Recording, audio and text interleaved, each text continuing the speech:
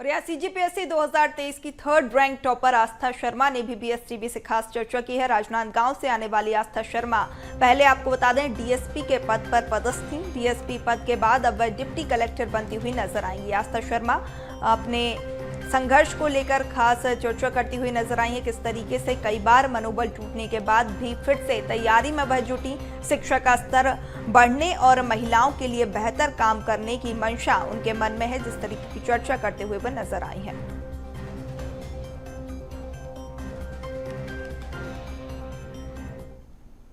CGPSC 2023 के result आ गए हैं और ऐसे में हमारे साथ टॉपर का एक और नाम जो है वो जुड़ता हुआ नजर आएगा। आज देखा जा सकता है कि आस्था शर्मा जी जो है वो हमारे साथ जुड़ी हुई है। राजनांदगांव से आती है, डीएसपी के पद पर जो है पहले रह चुकी हैं।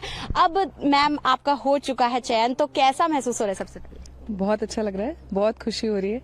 यही एकेडमी में ही थे जब रिजल्ट आया तो, और सब दोस्तों के साथ सारा रिजल्ट देखा, सेलिब्रेट किया, बहुत अच्छा लग रहा है जी। डीएसपी के पद पर जो है आप रही, फिर अब उसके बाद और बड़ा पद आपको मिलने वाला है, तो कैसे देख रहे हैं उसे? क्या पहले से ही आपने माइंडसेट किया था, जो पढ़ाई थी, जो तैयारियां थी, क्या उसी चीज को लेकर के आप लगातार आगे बढ़ रही थी?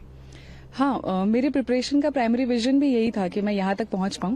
पिछली बार जब मेरा डीएसपी में पद पे सिलेक्शन हुआ तो उसके बाद ज्वाइनिंग में थोड़ा समय था, तो फिर मैंने सोचा क्योंकि समय है तो इस समय को यूटिलाइज करना चाहिए, और अपने लास्ट अटेम्प्ट पे फिर मैंने अपनी एनर्जी डाली। सोचा कि थोड़ा स्ट्रेटेजाइज करके जो सपना मैंने, मेरे परिवार ने देखा है, तो उसके लिए एक लास्ट मेहनत तो की जानी चाहिए।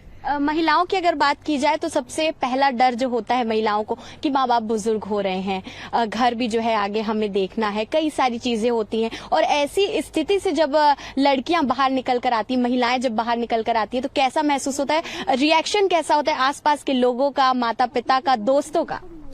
बहुत अच्छा रिएक्शन था जब रिजल्ट निकला, तो उनसे कॉल पे बात हुई, वीडियो कॉल पे बातचीत हुई। आप सही बोल रहे हैं कि स्पेशली लड़की होने के नाते इसको हासिल करना और भी ज्यादा अच्छा लगता है। मुझे भी तब ये महसूस हुआ कि मैं ये कर सकती हूँ जब मैंने दूसरी लड़कियों को इन चीजों को अचीव करते हुए देखा। तो टारगेट्स बिलीवेबल लगने लगते हैं जब हम आसपास के किसी को इस तरीके से अचीव करते हुए देखते हैं। तो मुझे लगता है ये सबके लिए ही काम करता है, ये कॉमन फैक्टर है जी। अगर बात की जाए प्रिपरेशन की, तो कहा जाता है प्रिपरेशन में काफी ज्यादा फोकस देना पड़ता है। आपने पहले भी जो है डीएसपी पद के लिए जो काम किया है, उसमें कैसी प्रिपरेशन की, और अब इसके लिए कैसी प्रिपरेशन करनी पड़ी? क्योंकि सोशल मीडिया छोड़ना पड़ता है, दोस्त यारों से मिलना बंद करना पड़ता है, बाहर घूमना जाना सब बंद करना पड़ता है, तो क्या ये मिथ है या फिर आप मैनेज करके, बैलेंस करके सब कर सकते हैं? नहीं, मुझे लगता है कि टाइम मैनेजमेंट अगर किया जाए तो इन सब ये बल्कि अच्छे फैक्टर होते हैं। हम सिर्फ पढ़ाई 24 घंटे नहीं कर सकते। ये एक रिफ्रेशमेंट होता है जब आप अपने दोस्तों से मिलते हैं, सोशल मीडिया चलाते हैं, परिवार के साथ टाइम स्पेंड करते हैं।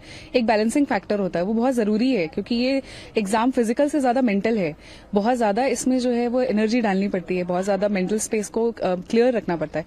ये सारी चीजें उसमें हेल्प करती हैं। डीएसपी में जब मेरा सिलेक्शन हुआ तो उसके इस वाले अटेम्प्ट में मैंने ये अपनी आरटीआई कॉपीज को बहुत अच्छे से स्टडी किया और ये देखा कि किन चीजों पर मेरी कमी है, कहाँ पे मैं इंप्रूवमेंट ला सकती हूँ, कौन सा ऐसा नया फैक्टर है जो मैं ऐड कर सकती हूँ, वैल्यू एडिशन कर सकती हूँ।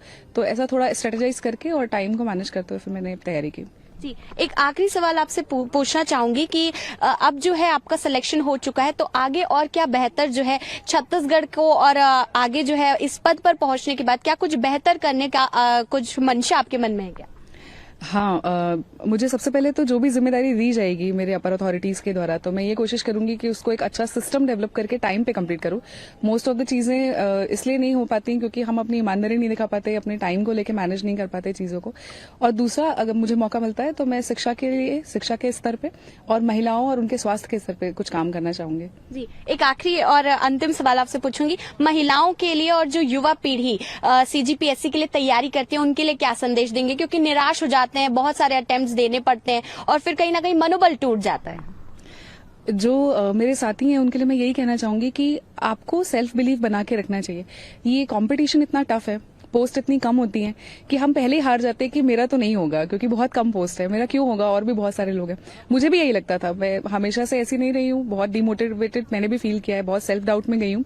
लेकिन वही है कि जब आप अपनी ईमानदारी से प्रिपरेशन करते हैं तो फिर ईश्वर भी आपकी सुनता है, ऐसा मुझे लगता है। बहुत बहुत धन्यवाद हमारे साथ जुड़ने के लिए। ये थी हमारे साथ आस्था शर्मा जी, जिन्होंने बताया कि किस तरीके से प्रिपरेशन में काफी ज्यादा समय जो है वो लगता है, लेकिन अगर मनोबल मजबूत हो, साथ ही में कॉन्फिडेंस हो, तो उसके साथ साथ जो है महिलाएं और उनके साथ जो युवा पीढ़ी है जो सीजीपीएससी के लिए तैयारी करी, बहुत कुछ कर सकती है। कैमरामैन जयप्रकाश साहू के साथ करिश्मा सोनी, बीएसटीवी रायपुर।